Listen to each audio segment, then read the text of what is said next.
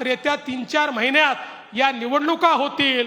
या निवडणुकांची तयारी देखील आपल्याला करायची आहे आणि जसा महाविजय हा महायुतीने या ठिकाणी महाराष्ट्रात विधानसभेत मिळवला तसाच महाविजय आपल्याला महाराष्ट्रामध्ये स्थानिक स्वराज्य संस्थांमध्ये देखील मिळवायचा आहे। त्याकरता आपण सर्वांनी सज्ज राहावं।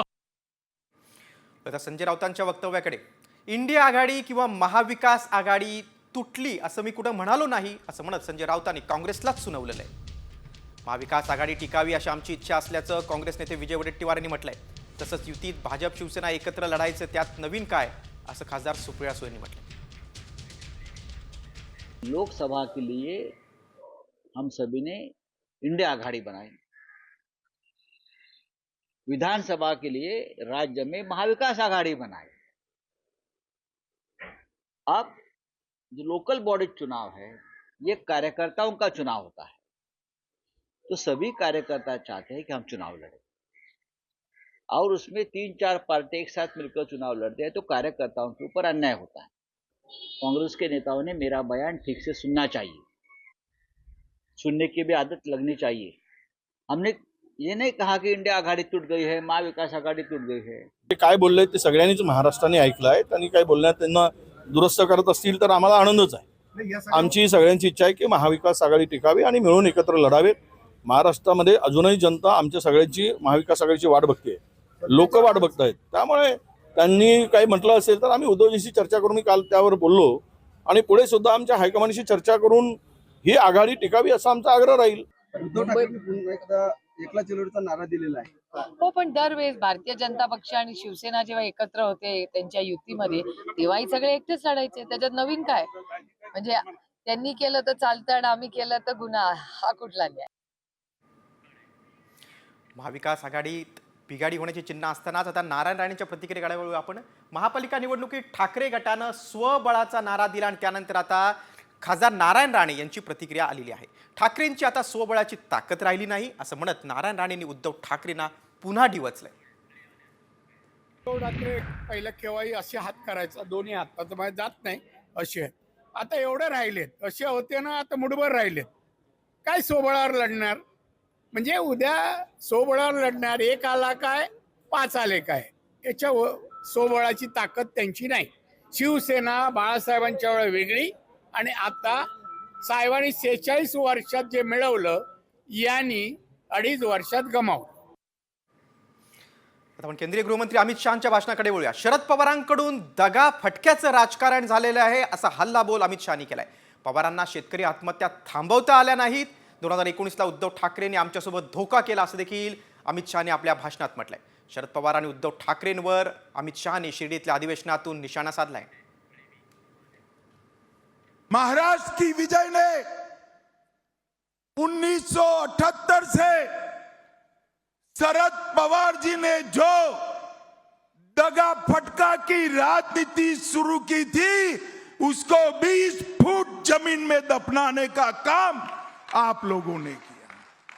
उद्धव ठाकरे जी ने हमारे साथ जो द्रोह किया था 2019 को विचारधारा छोड़ी थी और बाला साहब ठाकरे के सिद्धांतों को छोड़ा था, झूठ फरेब कर कर मुख्यमंत्री बने थे, वो उद्धव ठाकरे जी को आपने उनकी जगह बताने का काम किया है। भाजपच्या महाधिवेशनातून मुख्यमंत्री फडणवीसांचा बांगलादेशी घुसखोरांवर हल्लाबोल आहे। वोट जिहादचा पार्ट 2 सुरू झाला आहे, त्यामुळे महाराष्ट्रामध्ये एकाही घुसखोराला राहू देणार नाही असा इशाराच मुख्यमंत्र्यांनी आपल्या भाषणातून दिला।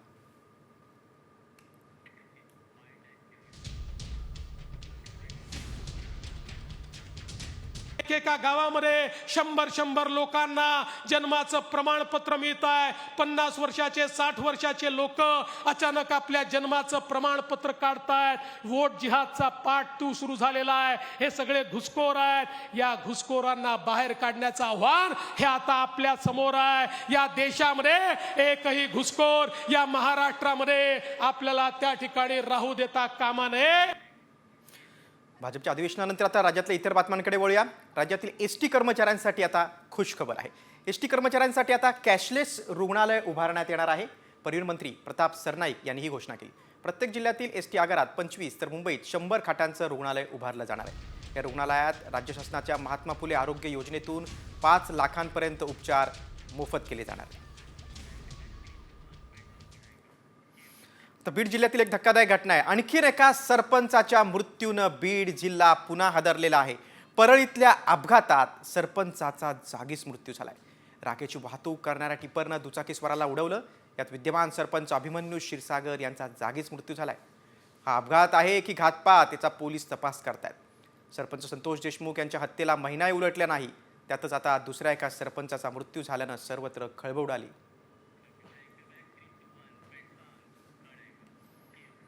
दरम्यान या प्रकरणात परळी ग्रामीण पोलीस ठाण्यात चालक भोजराज देवकर याच्या विरोधात गुन्हा दाखल झालेला आहे. अपघाताला कारणीभूत असलेल्या चालकाला तत्काळ अटक कराव्याची मागणी ग्रामस्थांनी नातेवाईकांनी केली. रात्री आम्हाला फोन आला समजून भाच्याचा आमच्या तसाच अभिमन्यूचा अपघात मळवटी मांडवायचं टिप्पर राकाच्या टिप्परनं उडवलं गेलं, जागेवर मृत्यू झाला असं निरोप भेटला रात्री आम्हाला. कुणावर काही शंका वगैरे कुणाची काही दुश्मनी नाही, वगैरे शंका वगैरे काय नाही, अपघात आहे. पुढील बातमीकडे वळूया. परळीतल्या सरपंचाचा अपघात की घात असा सवाल आता आमदार सुरेश धस यांनी विचारलेला आहे. संपूर्ण राज्यभर बीडची चर्चा सुरू आहे, तरी देखील अवैध राखेचे टिप्पर काही बंद झाले नाहीत.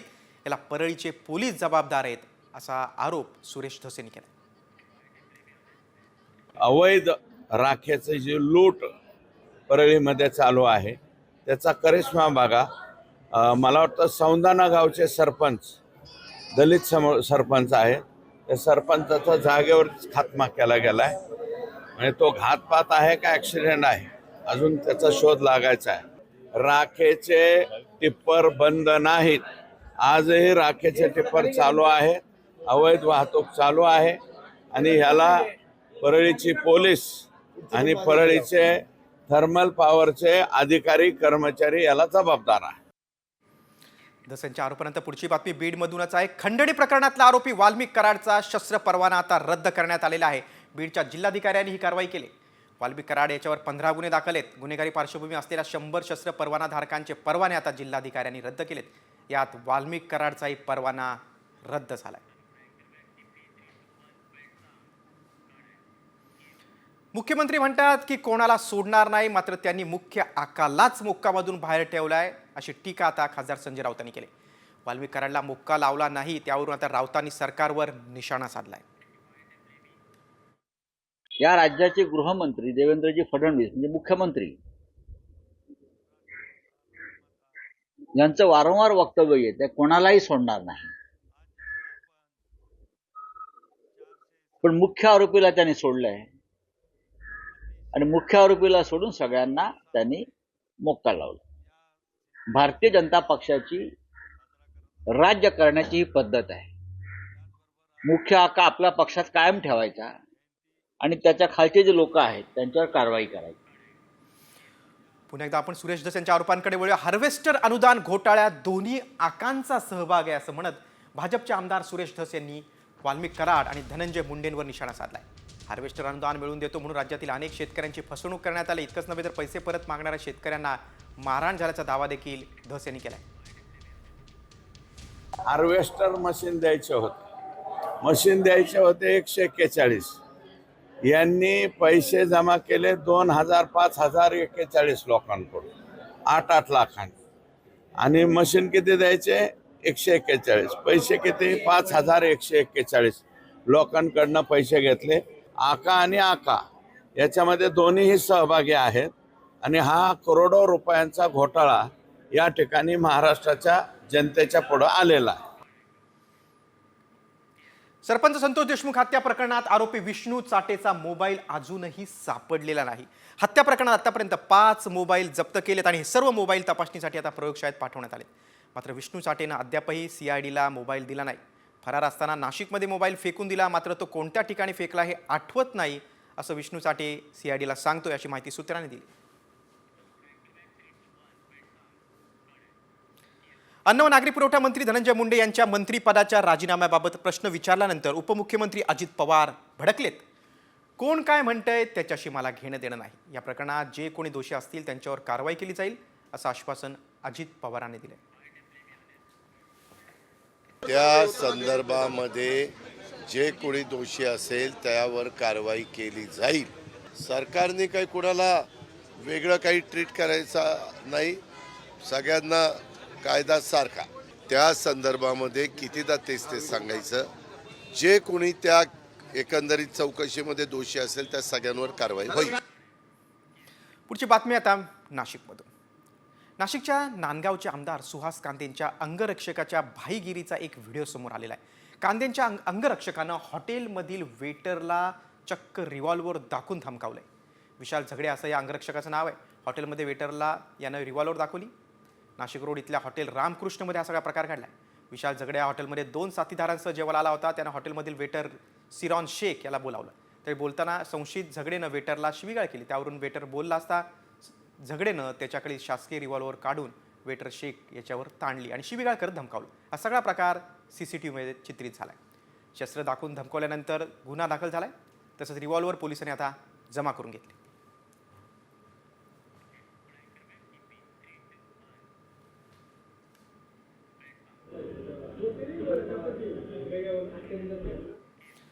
आता बातमी पुढची रामदास कदम यांनी केलेल्या टीकेची. शिंदे गटाचे नेते रामदास कदम यांनी पुन्हा एकदा आदित्य ठाकरेंवर निशाणा साधलाय. दिशा सालियांचं प्रकरण जर देवेंद्र फडणवीसांनी बाहेर काढलं तर आदित्य ठाकरेंना बर्फाच्या लादीवर झोपून फटके देतील. या भीतीमुळे आदित्य ठाकरे देवेंद्र फडणवीसांची भेट घेत आहेत अशी जळजळ टीका रामदास कदम यांनी केली. तुझ्या मुलगाचे पिल्लू काय त्याला म्हणतात ते नाही, मी ऐकलं नाही. बेगमिन म्हणतात त्याला. जेव्हा भाऊला एवढं फटके मिळून जातो, त्या एका मुलीला आत्महत्या केली तुला पडून. काय होतं नाव? दिशा सानिया. आता याला भीती वाटायला लागली की आता देवा भाऊन हे प्रकरण काढलं की याला बर्फाच्या गाडीवर झोपवतील आणि दे फटका. पुढच्या बातमीकडे. बाळासाहेबांच्या स्मारकावरून एकनाथ शिंदे यांनी उद्धव ठाकरेंना निशाणा साधलेला आहे. बाळासाहेबांचं स्मारक कुणाच्या मालकीचं नाही. बाळासाहेब लोकाभिमुख नेते होते, त्यामुळे त्यांचं स्मारक ही लोकांची प्रॉपर्टी आहे असं म्हणत एकनाथ शिंदे यांनी ठाकरेंवर हल्ला चढवलाय. स्मारक बाळासाहेबांचं कोण बांधतंय? आम्ही सरकार बांधतोय. कुणाच्या मालकीचं ते स्मारक नाही. ही लोकांची प्रॉपर्टी आहे. बाळासाहेब हे लोकांच्यातले नेतृत्व आहेत, लोकाभिमुख नेते आहेत होते आणि म्हणून ज्यांनी बाळासाहेबांचे विचार सोडले ते तर लागू कोणाला होतं? 2019ला बाळासाहेबांचे विचार कोणी सोडले? कोण काँग्रेसच्या मांडीवर जाऊन बसलं? कोण स्वतःच्या स्वार्थासाठी मुख्यमंत्री पदासाठी आपल्या बाळासाहेबांचे विचार कोणी सोडले? पुढच्या बातमीकडे. उपमुख्यमंत्री अजित पवार यांच्या बनावट सहीचा वापर करून स्वतःला त्यांच्या विशेष कार्यकारी अधिकारी असल्याचं सांगणाऱ्या एका ठगाला मलबार हिल पोलिसांनी अटक केली. प्रवीण साठे असं या ठगाचं नाव आहे. अजित पवारांच्या बनावट लेटरहेडचा तो वापर करत होता. प्रवीण साठेनं अनेकांची फसवणूक केल्याचा आरोप आहे. प्रवीण साठे हा मूळचा सातारा जिल्ह्यातील आहे. पुण्यातील अतुल शितोळे यांच्या तक्रारीवरून आता साठेला अटक झाली. पुढची बातमी आता अमरावतीमधून. 100पेक्षा अधिक महिला आणि पुरुषांना विषबाधा झालेली आहे. अमरावती जिल्ह्यातील नांदगाव पेठ MIDC भागातील ही घटना आहे. गोल्डन फायबर कंपनीमधील महिलांना पाण्यातून विषबाधा झाल्याची माहिती समोर आली आहे. दरम्यान आता सर्वांवर अमरावतीच्या जिल्हा रुग्णालयात उपचार सुरू आहेत. फक्त पाणीच पिलो, तिचं नाश्ता वगैरे केला नाही तर उलट्या, संडास, डोकं बिकं सगळं दुखत आहे. हां, काही जण तर लस सिरियस आहे. तुम्ही किती वाजता हा प्रकार घडला? 9 वाजतापासूनच झाला, 8-9 वाजतापासून. मग तुम्ही आतापर्यंत हॉस्पिटलमध्ये का नाही आले? नाही, आम्ही तिथल्या गोळ्या घेतल्या ना. एक गोळी दिली, ORSचे पॉकेट दिले आम्हाला. ते थोडं आम्हाला बरं वाटायला लागलं. मग अमरावतीनंतर पुढची बातमी वसईमधून. एका प्रवाशानं RPF जवानाचा चावा घेतलाय. डहाणू लोकलमध्ये प्रवाशाला दिव्यांग डब्यातून प्रवास का करतो असं जवानानं विचारल्यानंतर प्रवाशानं धक्काबुक्की केली आणि हाताचा चावा घेतला. दरम्यान चावा घेणाऱ्या व्यक्तीला आता पोलिसांनी ताब्यात घेतलंय. वसई रेल्वे स्थानकातील ही घटना आहे. प्रवाशानं RPF जवानाचा चावा घेतला कारण तो दिव्यांग डब्यातून प्रवास करत होता.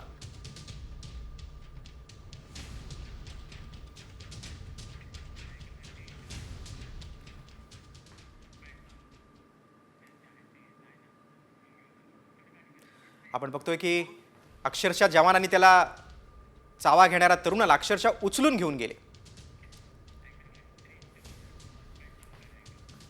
पुढच्या बातमीकडे, महिलांवर अत्याचार करणाऱ्या नराधामांना जास्त दिवस ठेवणं योग्य नाही असं खळबळजनक विधान मंत्री भरत गोगावले यांनी केलंय.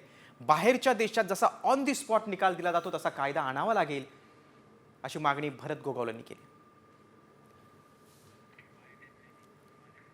बाहेरच्या देशामध्ये ऑन द स्पॉट जो काय त्यांचा जय महाराष्ट्र केला जातो तसा एखादा कायदा आणावा काय हा आता आम्हाला विचार करावा लागेल. रोह्यामध्ये जो प्रकार झाला, मी परवा 2 दिवसापूर्वी जाऊन भेट देऊन आलो, ते निंदनीय प्रकार, अत्यंत 11 वर्षाच्या मुलीवरती त्या नराधमाने जो अत्याचार केलेला आहे त्याला माफी तर नाहीच आहे, परंतु त्यांना जास्त दिवस पण ठेवणं योग्य दिसत नाही असं आम्हाला वाटतं. पुढच्या बातमीकडे, उपमुख्यमंत्री एकनाथ शिंदे आता दरेगावात दाखल झालेले आहेत. सातारा जिल्ह्यातील त्यांच्या मूळ गावात ते आलेले आहेत. आता या गावात त्यांचा 2 दिवस मुक्काम होणार आहे. एकनाथ शिंदे उद्या मुनावळे येथील पर्यटनाचा देखील आढावा घेणार आहेत. एकनाथ शिंदे यापूर्वी देखील त्यांच्या मूळ दरेगावात आलेले आहेत. सत्ता स्थापन होत असताना 2दा ते या गावात आले होते.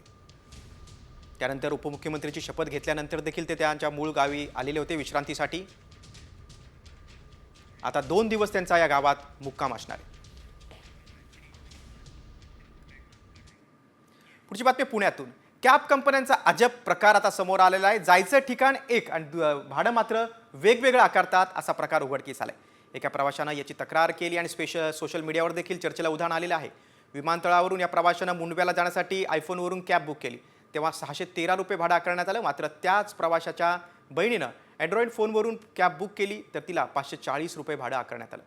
मोबाईल ॲपद्वारे कॅब बुक केल्यानंतर वेगवेगळे दर आकारत असल्याबाबत आता सोशल मीडियावर चर्चा सुरू झाली. मग आयफोनवर बुकिंग केलं, भाडं होतं 613 रुपये, पुणे विमानतळ ते मुंडवा. अँड्रॉइड फोनवर बुकिंग केलं तर भाडं कमी आलं, 540 रुपये. जायचं ठिकाण एकच, मात्र भाडं वेगवेगळं, यामुळे चर्चा सुरू झाली.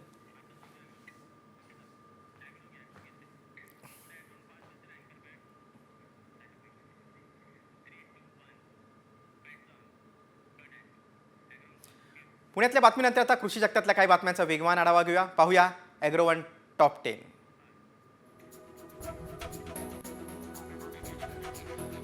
जळगाव बाजारात नवी तूर विक्रीसाठी आलेली आहे, परंतु नोव्हेंबर आणि डिसेंबर महिन्यात तुलनेत दर कमालीचे घसरले.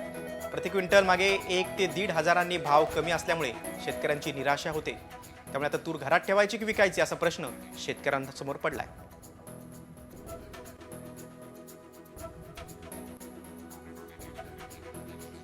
अमरावती जिल्ह्यासह विदर्भामध्ये ढगाळ वातावरणामुळे कापूस उत्पादक शेतकरी पुन्हा चिंतेत पडला आहे. मागील आठवड्यात देखील पाऊस आल्यानं शेतकऱ्यांचा कापूस भिजल्यानं मोठं नुकसान झालं होतं. तर वेष्टीला आलेला कापूस पुन्हा ओला होईल या भीतीनं शेतकरी चिंतेत पडले.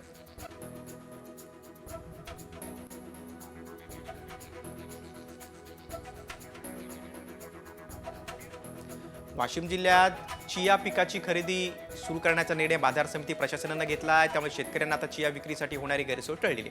सोयाबीन, कापूस यासारख्या पारंपरिक पिकाला पर्याय म्हणून शेतकऱ्यांचा आता चिया पिकाकडे कल वाढलाय. मागील वर्षी शेतकऱ्यांना कांद्याला वर्षभर चांगला भाव मिळाला. अधिक उत्पादन घ्यावं या आशेने शेतकऱ्यांनी आता कांदा लागवडीला पसंती दिली. तालुक्यात यंदा लागवडीच्या क्षेत्रात मोठी वाढ झालेली आहे. दौंड तालुक्यात 60 ते 70% कांद्याची लागवड पूर्ण झाली.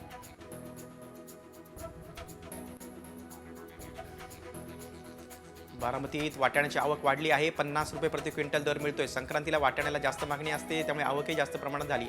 वाटाणा किलोला सध्या 50 रुपये दर मिळतोय. जळगावमध्ये हवामानामुळे रब्बी पिकांवर विविध रोगांचा प्रादुर्भाव झाला आहे. त्यात गहू, हरभरा, कांदा पिकांना फटका बसलाय. सुमारे 2.5 लाख हेक्टर क्षेत्रातील पिकांवर संकट निर्माण झाले. हवामान खात्याच्या अंदाजानुसार ढगाळ वातावरणासह पावसाची शक्यता वर्तवण्यात आली.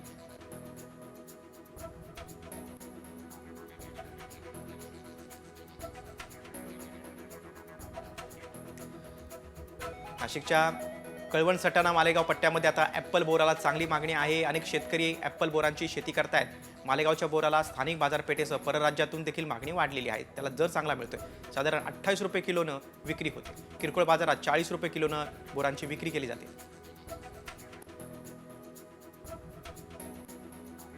अंबरनाथमध्ये 50 हेक्टरवर SRT पद्धतीनं हरभरा पिकाची लागवड करण्यात आली. भाताच्या गादी वाफ्यावर शेतकऱ्यांनी हरभऱ्याचं पीक घेतल्यानं खर्चात मोठी बचत झाली. भाताच्या कापणीनंतर उरलेल्या गुंद्यातच हरभऱ्याचं पीक अधिक चांगल्या पद्धतीने येतंय असा दावा कृषी अधिकाऱ्यांनी केला.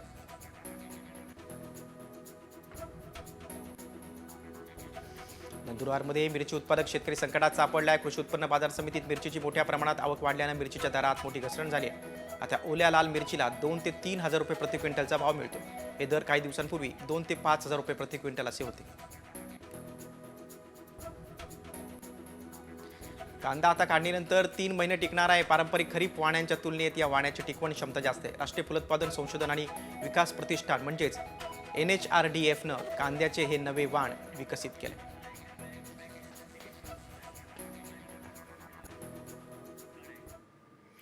ॲग्रॉन टॉप 10 नंतर आता आपण व्हायरल सत्य रिपोर्टकडे वळूया. तुम्ही पोस्टात पैसे गुंतवलेत का? तुमचे पोस्टातले पैसे गायब होऊ शकतात. तुमच्या पैशांवर कुणाची तरी नजर आहे. हे आम्ही का म्हणतोय त्यासाठी हा पहा खास रिपोर्ट.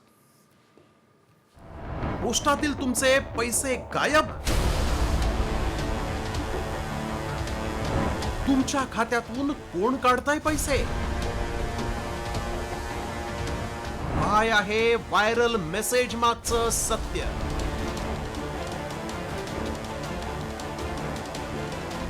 तुमचे पैसे खात्यातून गायब होऊ शकतात असा मेसेज व्हायरल होतोय कारण तुमचं पोस्ट बँक खातंच बंद होईल असाही दावा करण्यात आलाय. या मेसेज मध्ये काय दावा केलाय ते आधी पाहूया.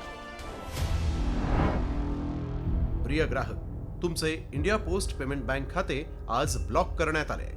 कृपया तुमचे पॅन कार्ड त्वरित अपडेट करा. खाली दिलेल्या लिंकवर क्लिक करा असा मेसेज व्हायरल होतोय. या मेसेज सोबत लिंकही दिली असल्यानं अनेक जण या मेसेजवर विश्वास ठेवतायत. मात्र खरंच पोस्ट पेमेंट बँक खात्यासाठी पॅन कार्ड अपडेट केलं नाही तर खातं ब्लॉक होणार का? असे अनेक प्रश्न उपस्थित झालेत. पोस्ट ऑफिस गावागावात आहे. अनेक योजनांमध्ये लहानग्यांच्या नावानं ते वृद्धांपर्यंत पैसे गुंतवण्यात आले. त्यामुळे याची सत्यता जाणून घेणं अत्यंत गरजेचं आहे. आमचे प्रतिनिधी थेट पोस्ट ऑफिसमध्ये पोहोचले. त्यांना व्हायरल मेसेज दाखवला आणि याची सगळी माहिती जाणून घेतली. आजकाल आपण बघतोय की बरेच व्हॉट्सअपला किंवा मोबाईलला एक टेक्स्ट मेसेजमध्ये येतात आहे की तुम्ही तुमचा पॅन नंबर तुमच्या अकाउंटला लिंक करा, नाही तर तुमचं खाते 24 तासामध्ये बंद होईल. पण सर्वांना एक आव्हान आहे की बँक अशा प्रकारचे कोणतेही मेसेज किंवा व्हॉट्सअप किंवा सोशल मीडियावरती अशी डिमांड कधीच करत नाही. तर प्रत्येक ग्राहकाला अशीच विनंती आहे की जे अशा प्रकारचे जर मेसेज तुम्हाला येत असतील तर त्याच्यामध्ये आलेली कोणतीही लिंक तुम्ही क्लिक करू नका, कारण की हे फ्रॉड होण्याचे संकेत आहेत. त्यामुळे आमच्या पडताळणीत काय सत्य समोर आलं पाहूया. पोस्टाच्या नावानं व्हायरल मेसेजची लिंक उघडू नका. पोस्टच नव्हे तर कोणतीही बँक लिंक पाठवत नाही. लिंक पाठवून अकाउंटचे डिटेल्स चोरले जातात. लिंक उघडून पाहिल्यास सायबर गुन्हेगार पैसे काढतात. तुमच्या खात्यातील पैसे गायब होऊ शकतात. त्यामुळे असे मेसेज आले तर काय काळजी घ्यायला हवी हे देखील पाहूया. कोणत्याही लिंकवर क्लिक करू नका. ऑफिशियल पोस्टाचं ॲप वापरा. पासवर्ड आणि ॲप अपडेट करा. पब्लिक वायफायचा वापर करू नका. ॲप वापरून झाल्यावर ते लॉग आउट करा. त्यामुळे तुम्ही कोणत्याही लिंकवर क्लिक करत असाल तर सावध रहा. आमच्या पडताळणीत आलेल्या लिंकवरून पॅन अपडेट केलं नाही तर पोस्ट बँक खातं बंद होणार असल्याचा दावा असत्य ठरला.